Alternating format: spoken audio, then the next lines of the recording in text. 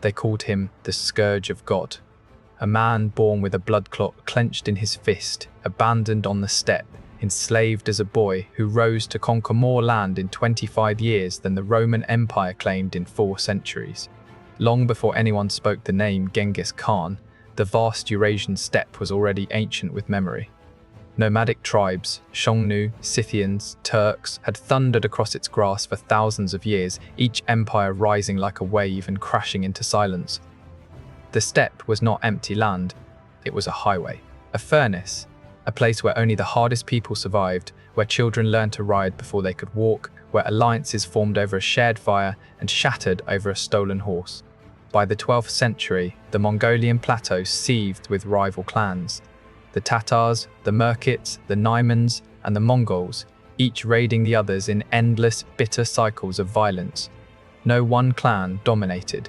No single voice commanded the steppe. The world had no reason to pay attention.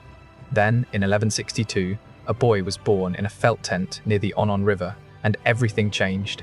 His name was Temujin, and his childhood reads like a curse. When he was 9 years old, his father Yasuji was poisoned by Tatar enemies at a roadside feast. The rival clan that had promised to support the family abandoned them immediately. His mother, Hoelun, was left alone on the steppe with 5 children and almost no food. They survived one winter by eating roots, berries, and the mice their mother caught in the snow. Then, as a teenager, Temujin's young wife Berte was kidnapped by the Merkits, a rival tribe seeking revenge for an ancient wrong. Most men in that world would have accepted the loss. Temujin made alliances, called in debts, and launched a night raid that got her back. That raid was not just a rescue, it was a declaration. By 1206, at a great assembly of clans called the Kurultai on the banks of the Onon River, every tribe on the Mongolian plateau bent their knee and gave Temujin a new name, Genghis Khan, universal ruler. Peak, what Genghis Khan built was not merely an army, he created a meritocracy in a world that ran on bloodlines.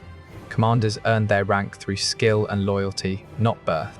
He organized his forces into units of 10, 100, 1,000, and 10,000. A decimal system of military precision that no steppe confederation had ever achieved.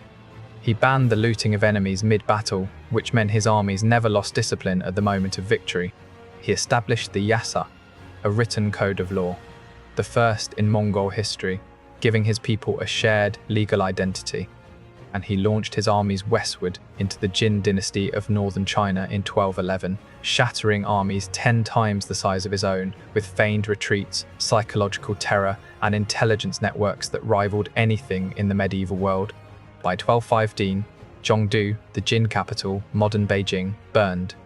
Yet the most astonishing fact about Genghis Khan is what he did not destroy: trade. His Pax Mongolica, the Mongol peace, would eventually allow a traveller to ride from Korea to Hungary without once being robbed. Full trigger. But Genghis Khan was mortal, and in August 1227, during a campaign against the Tangut Kingdom, he died. The cause still debated by historians, the location of his tomb still unknown. He ordered it secret, and the secret held for 800 years. With the death of the great Khan, the stage was not cleared. It was handed to sons who had inherited their father's ambition, but not always his restraint. The empire he built was too vast for one man to hold. What came next was simultaneously the most creative and the most catastrophic chapter in human history. Genghis Khan's third son, Egedei, inherited the throne in 1229 and immediately proved himself a commander of continental ambition. Under Egedei, Mongol armies simultaneously campaigned in China, Persia, and Europe. His general Subutai, arguably the greatest battlefield tactician of the medieval world, pushed westward with forces that destroyed the Kingdom of Poland and Hungary within a single year, 1241. Western Europe trembled. The Pope called for a crusade against the Mongols. Then Ogedai died, and Subutai's armies turned back east to deal with the succession crisis. Europe never knew how close it came. Under Ogedai's nephew, Mungke Khan, and then his brother Kublai Khan, the empire reached its greatest territorial extent, roughly 24 million square kilometers, nearly a quarter of the Earth's land surface. Kublai Khan, who founded the Yuan dynasty of China in 1271, became a patron of extraordinary culture. He hosted Marco Polo for 17 years at his court in Kambalik, modern Beijing. a city he rebuilt as perhaps the greatest metropolis of the medieval age. Paper money flowed through trade networks that connected the Silk Roads of Central Asia to the ports of southern China. Astronomy, medicine, and architecture flourished under Kublai's patronage as scholars from Persia, China, and the Arab world gathered at his court. The empire was not just a war machine, it had become a civilization. Yet the sheer size of the Mongol Empire contained the seed of its own collapse. It was simply too large for any government in the medieval world to administer. By 1260, the empire had fractured into 4 separate khanates, each fighting the others. It was at this moment of fracture, when brothers fought brothers across the steppe and the Silk Roads buzzed with the tension of competing khanates, that the most devastating weapon in human history made its move, not an army, a bacterium. In the western arc of the fractured empire, Genghis Khan's grandson, Hulagu Khan, founded the Ilkhanate, a Mongol state that stretched across modern Iran, Iraq, Turkey, and Afghanistan. In 1258, Hulagu did something that still reverberates through the Islamic world today. He marched on Baghdad. The Abbasid Caliphate had governed the Muslim world for 5 centuries. The Caliph al-Mustasim refused to surrender. Hulagu's armies surrounded the city, breached its walls, and carried out a massacre that historians estimate killed between 200,000 and 800,000 people. PEAK, the cultural devastation of Baghdad in 1258 is almost impossible to overstate. The House of Wisdom, the greatest library in the medieval world, containing translations of Aristotle, medical texts, astronomical charts, and centuries of Islamic scholarship, was thrown into the Tigris River. The water ran black with ink for days. Contemporary accounts claim the river ran red with blood and black with ink simultaneously. The Abbasid Caliphate, which had sheltered the intellectual flowering of the Islamic Golden Age, ceased to exist in a single week. Hulagu himself wrote to the King of France to announce the conquest, framing it almost as a gift to Christian Europe.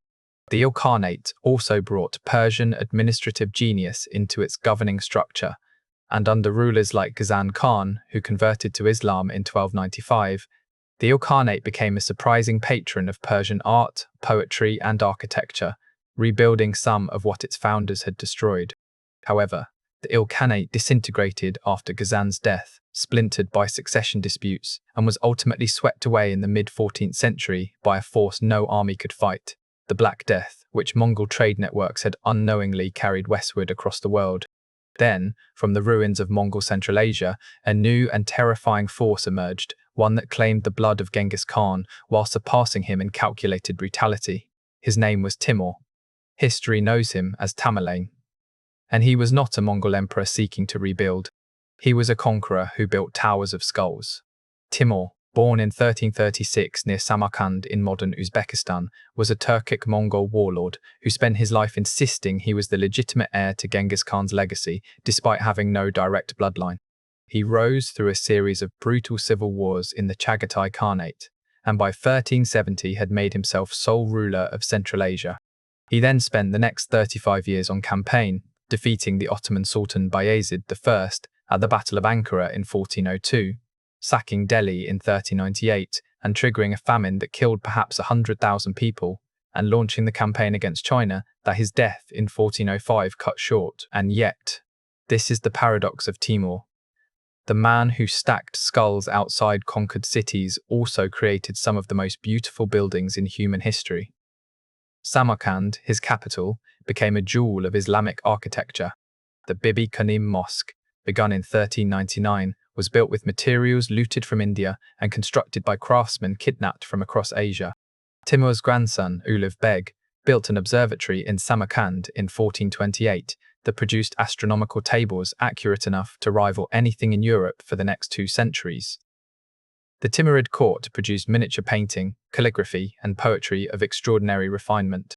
Timur's dynasty gave the world the meeting point between Persian aesthetics and Central Asian power, a cultural synthesis whose echoes can still be heard in the art of Iran, Afghanistan, and India today. Yet the Timurid Empire could not survive Timur's own genius. It had been built on the personal magnetism of one conqueror, and without him, it fractured almost immediately into warring princedoms. This instability continued until one of Timur's descendants, a young prince named Babur, driven from his homeland, humiliated, and forced to live as a refugee in Afghanistan, refused to accept his fate. He looked not westward toward the ruins of his grandfather's empire, but southward toward the subcontinent. What he found there would produce the last and most enduring branch of the Mongol Timurid tree. Babur, full name Zahir-ud-Din Muhammad Babur, was a direct descendant of both Timur and, through his mother, of Genghis Khan himself. By 1504, he had lost Samarkand twice and Fergana once, and ruled nothing but Kabul and his own grief. In 1526, at the First Battle of Panipat, he deployed artillery, a weapon almost unknown in northern India, to shatter the army of the Delhi Sultanate's Ibrahim Lodi and establish the Mughal Empire. He hated India's heat and its insects. He missed the melons of Central Asia, but he stayed and planted gardens wherever he went, including the Baghi Babur in Kabul that still stands today. Under his grandson Akbar the Great, who ruled from 1556 to 1605, the Mughal Empire reached its first great flowering. Akbar commanded a revenue system that produced more wealth than Elizabethan England and Habsburg Spain combined. He abolished the jizya, the tax on non-Muslims, and invited Hindu, Christian, and Zoroastrian scholars to his court at Fatehpur Sikri for open theological debate. His great-grandson Shah Jahan mourned his beloved wife Mumtaz Mahal so deeply that he built her tomb between 1632 and 1643. A white marble monument of such perfection that today 4 million people per year travel to Agra just to stand in front of it. The Taj Mahal is the last, most luminous echo of everything Genghis Khan's descendants built and destroyed and built again across 5 centuries of history.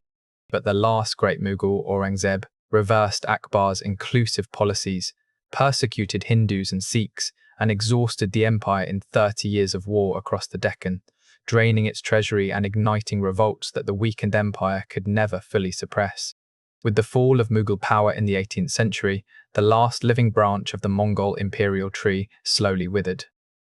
But the story was not over, because the land Genghis Khan had ridden across, conquered, devastated, and rebuilt, did not simply accept European colonialism quietly. The British East India Company absorbed the Mughal shell by 1858, formally dissolving the dynasty when the last Mughal emperor, Bahadur Shah Zafar, a poet, not a warrior, was exiled to Rangoon after the Indian Uprising of 1857. The steppe itself, which had once launched world-conquering armies, became divided between the Russian and Chinese empires through the 19th and 20th centuries. Mongolia spent 70 years under Soviet domination after 1924. Its Buddhist monasteries destroyed, its intellectual class executed during Stalin's purges.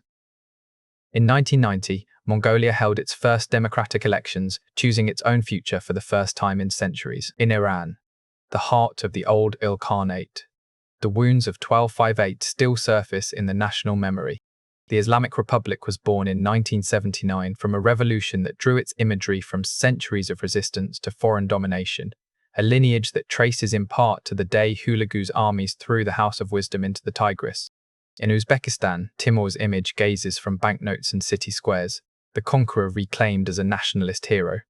In India, the Taj Mahal draws more annual visitors than the entire population of New Zealand. And in Mongolia, today, Genghis Khan's face is on the currency, on the airport, on the vodka.